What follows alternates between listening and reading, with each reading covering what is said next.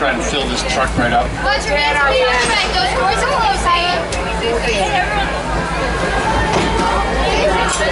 Also, while we have you all on board, I do ask your cooperation in a couple of things. First of all, when we're out here, please remain completely seated at all times. This road gets quite bumpy. Also, if you have a camera, we'll be stopping from time to time to take some pictures. I want you to take as many as you want, but please hold on to them. I can't stop to pick them up if they should fall out of the vehicle. And if you take a look right up above your head, you'll see our game spotting guides. Those are the animals that we've spotted over the years. Now, in just a couple of minutes, we're going to be entering the Harambe Wildlife Reserve, which was founded back in 1971 to help protect the local wildlife around here.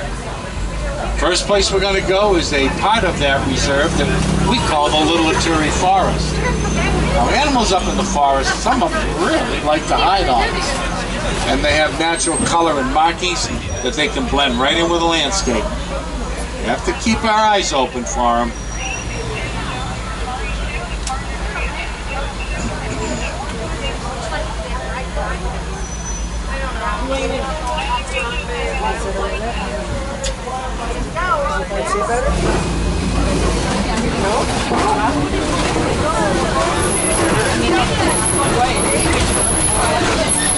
Oh, the first animal is hiding is over on the left. It's up in the bushes.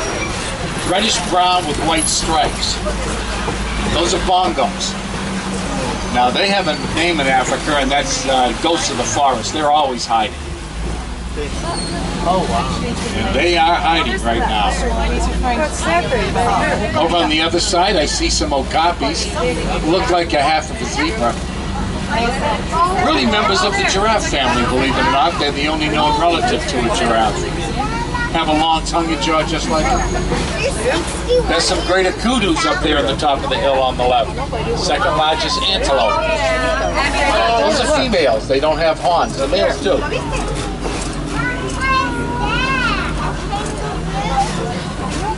Watering holes like this is a great gathering place for forest animals, and if we're lucky, we may even get to see one of the rarest ones, a black rhinoceros. Now, unfortunately, at one time, hundreds of thousands of black rhinos were hunted for their horns, and because of that, there's only about 5,000 of them left in the entire world today. Look way back there, up along the banking. That is not a rock. That is a black rhino laying up there. How do you hide a 3,000-pound animal? Well, just put him in front of a dark background. Hard to find. These are saddle-bill storks on the right. They're the largest stork in Africa. They have a wingspan of about 8 to 9 feet. They get about 5 feet tall.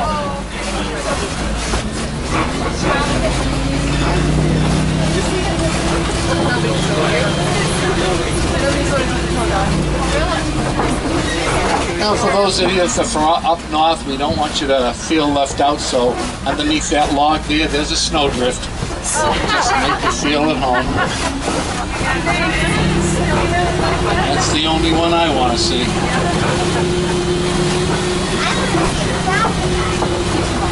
We're going to head up to the Safi River now. I don't see anything else going on here. Up along the rivers a lot of times you'll find hippopotamus and crocodile. Now, if Nile hippos are around, they'll be in the water. That's how they keep themselves cooled off. And they can also hold their breath underwater, sometimes for up to 8 minutes. And when hippos want to get around, they don't get out and walk up along the shore. What they do is they head to the water, sink to the bottom of the river, and they'll walk right along the bottom.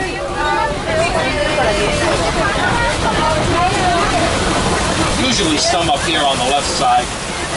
Yeah, there they are, all lined up along the island. That's about as exciting as it gets.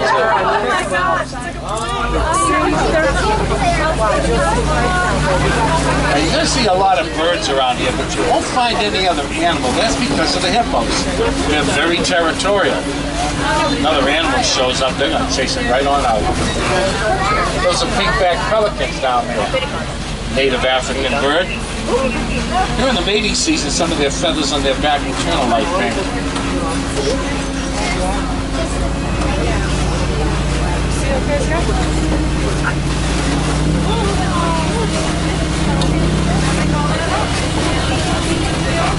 Now we're about to cross an old bridge. I want you to look on the left side, because there they are, Nile crocodiles.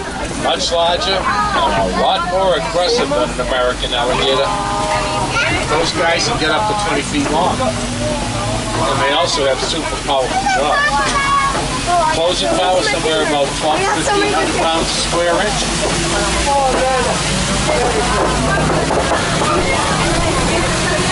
It's a pretty interesting look up when you have some time. It's the difference between an alligator and a crocodile. You know, for a long time I thought there was two things until I looked it up, and that's when I found four. There's an unusual tree up ahead of us. It's called a baobab tree. It's better known by the locals around here as an upside-down tree. Looks like its roots are right up in the air. Oh, wow. Only has leaves on it about 3 months out of the year. Now they store a lot of moisture in that trunk, though. That's what gets them through the dry season.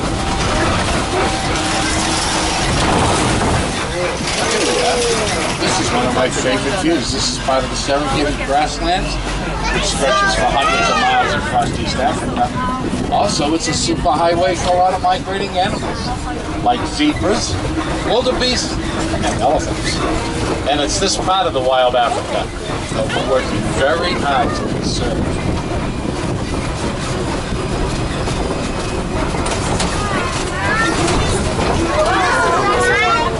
I want you to take a look at the landscape, because it's pretty much made this way because of the animals and mostly because of what they eat. When your elephants come through, they'll knock down the trees because that's what they eat. That's a little more space for grass to grow too, and that's pretty good. Your giraffes, well, they eat the leaves off the tree. That lets in a little more sunlight, also some more rain to help the grass along. Some of your larger animals eat the tall grass. They'll trample down quite a bit of it in the process, but that's what lets the little shoots underneath spring up, and that feeds the smaller grazing animals. So in a naturally balanced system like this, there's plenty of food for everybody. Those are Patterson eland over there on the left. They're the largest antelope. All these guys fully grown weigh about 2,000 pounds and get about 6 feet tall. Compare them with some of your smaller animals, your smaller antelopes, like your Tommy, the Thompson gazelle, who's only about 2 feet tall and weighs about 60 pounds.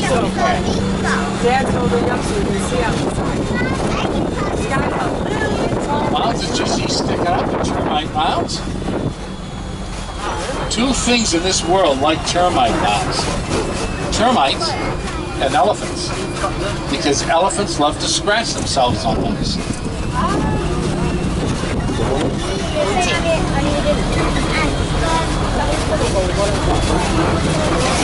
Well, it appears that all the animals are going to be together up here, so before we get there, let me tell you a little bit about giraffes.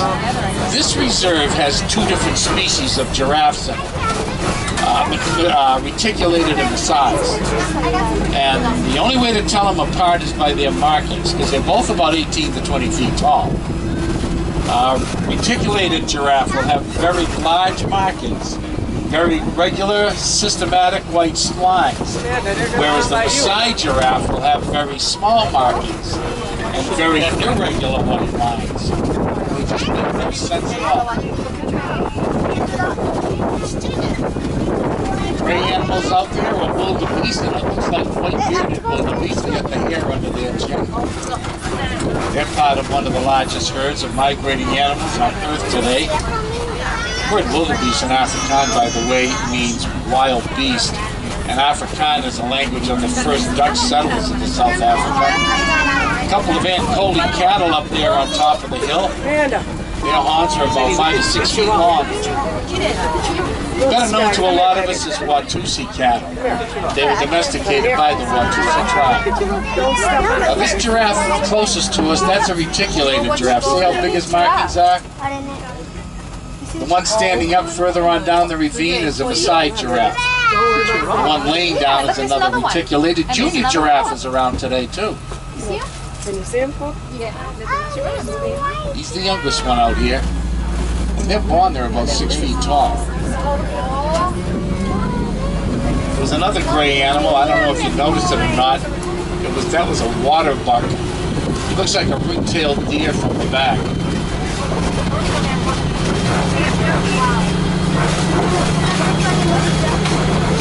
We're going to stop right up here and let you take one more picture of all these animals. A little different view. Now, right in front of the Ancolis, that's the water buck.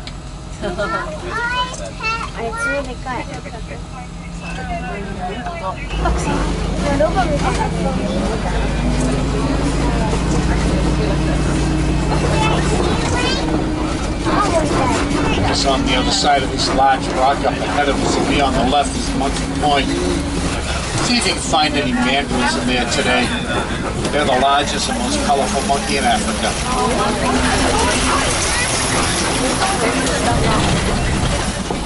Also over on the right, way back there, is a large elephant. That's a bull elephant, a male. Oh wow. Adult male elephants are pretty much solitary animals. They stay by themselves. They're on the outskirts of the herd, not with it. The herd's not very far away. Look at that elephant, Amanda. Females don't get that big. See how he's got a lot of dirt up on his back? That's how they protect themselves against sunburn. Constantly throwing dirt, water, and mud up there. We'll see some more elephants. Elephants in Africa right now, they're having a pretty tough time of it. Constantly being hunted by poachers. They just want their ivory tusks. And African elephants, both male and females, have tusks. And now they're starting to lose an awful lot of their natural habitat. And they're sharing more and more space with humans. That is not a very good situation. Now, this reserve does quite a bit to help protect them. And I found out there's a few things we can do too. First of all, consider recycling used cell phones and electronic equipment. There's a mineral in that equipment that's mined almost exclusively in Africa, and mostly where these animals live. And that can be recycled. Also, contribute to wildlife organizations that constantly need your help and support. There's a clay pit up here, and I want you to look at all the tusks. Oh, there's even some footprints. The elephants have been here recently. They eat the clay as a mineral supplement to their normal vegetarian diet.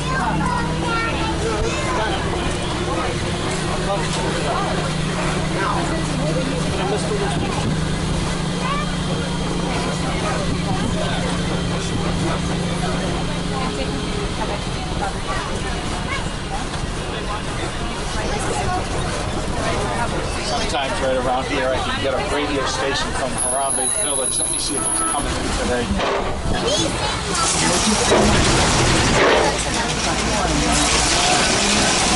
know what? I think we got it right here.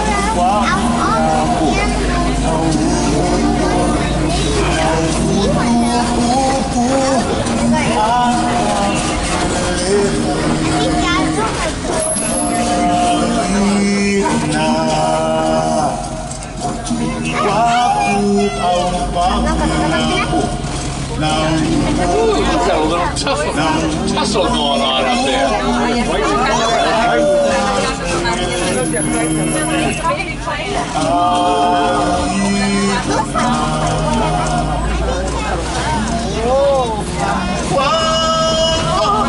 Let me tell you, that's a brother and sister. Yeah, they are.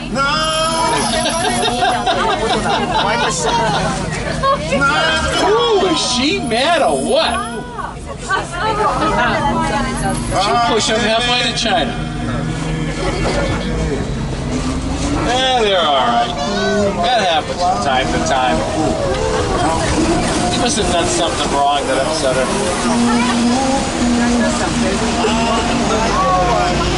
Here we have have some greater flamingos. And they are the lightest shade of pink of the species and one of the tallest.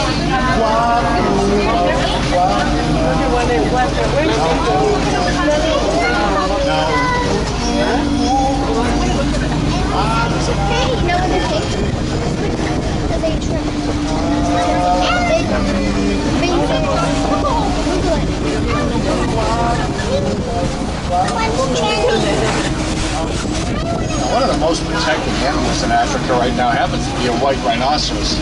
At one time they were nearly extinct, and even today they're still being hunted in some of the biggest and most remote reserves. White rhinos are hunted for their haunts because they're highly prized on the black market. And the poachers that hunt them are ruthless now because they're very well financed. And they're starting to use more and more sophisticated means to do the hunting. A lot more has to go into protecting white rhinos. On the same hand, there's more white rhinos in the wild in Africa now than there has been in several years. That's thanks to the efforts of some reserves over there. Well, there's one laying down. They've already eaten their lunch. They're going to take a nap now. Boy, does that sound pretty good.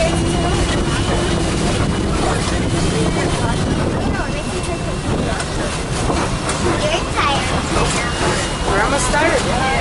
Oh, look at the cheetah over here on the left, up on the side of the hill, way back. It's going behind the bush. We're going to keep following it.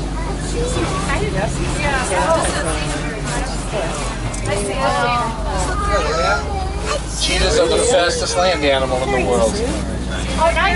Sometimes they can sprint up to 70 miles an hour for a few seconds. Another one up here, laying down. Just saw her move her head. She's up in the leaves, way up in the back on top of the little hill.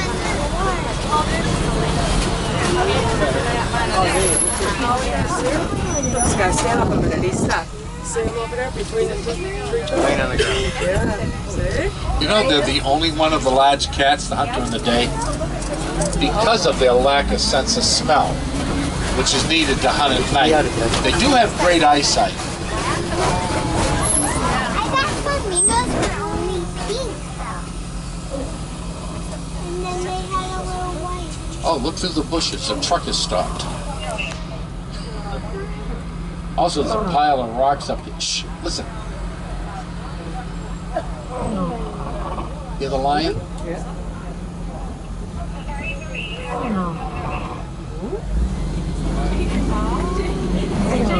That's the male lion.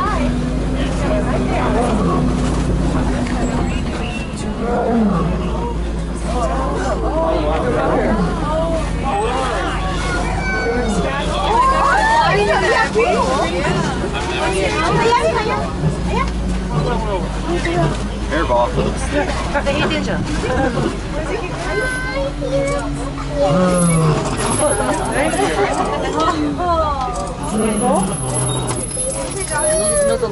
He's cute. That's it. Yeah, he's kitty does baby. I was going to lay down and take a That's nap. what he does. He's exhausted. Got some box over here on the right. That's an antelope that's extinct in the wild now. Only found in reserves. Lioness is right up here. Oh, an ostrich. Lioness is right up here. She wasn't impressed with this drawers. She's probably saying, Harvey, stop it. You're making a fool out of yourself. She is laying up there. Oh my, what a guy.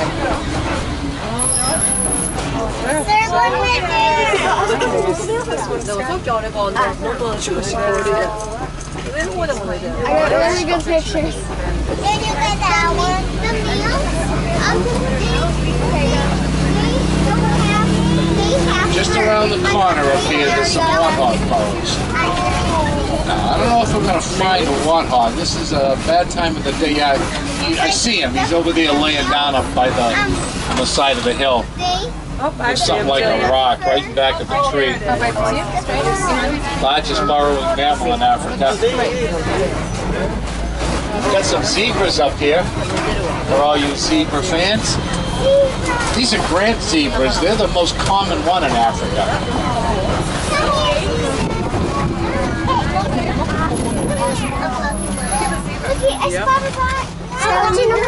What color stripes does a zebra have? Are they black or white?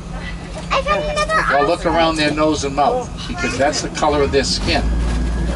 So that zebra right there has white stripes and black skin.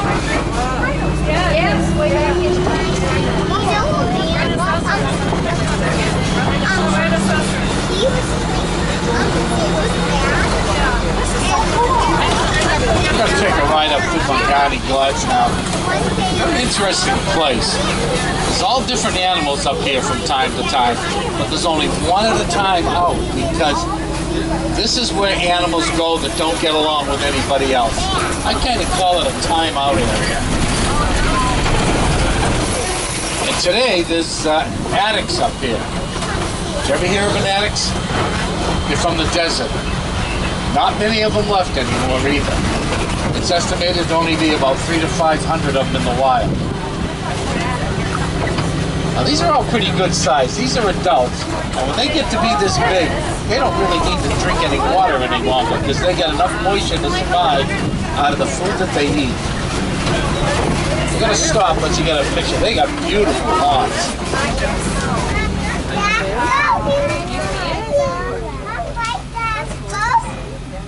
Very aggressive.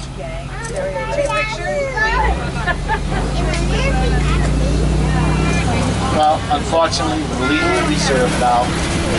There's a warden's post right up the road a little bit where I can drop you off at. And when we get there, if you're sitting on the right side, kind of watch those hands and fingers when the door gets open. Also, don't forget to come back and see us again. You know, every time we go out there, it's just a little different. You never know what animals are going to be around, and you never know what they're going to be doing. Now, while you're over here in Africa, if you haven't been down to the Pangani Forest Trail yet, take a walk through there. You'll see calamus monkeys, meerkats and mole rats, a whole bunch of tropical fish and birds. There's also gorillas down there, hippos too, and this time you'll see it from under the water. And if you're lucky, you'll see the okapis up close. See that long-tongued jaw of theirs. And also, while you're down there at the Pangani, go to the research center and check out the Madagascar cockroach. Yeah, you'll never forget him. Especially if he's running loose. No, he doesn't run loose.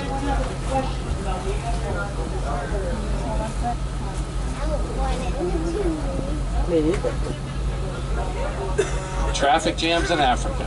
Can you believe it?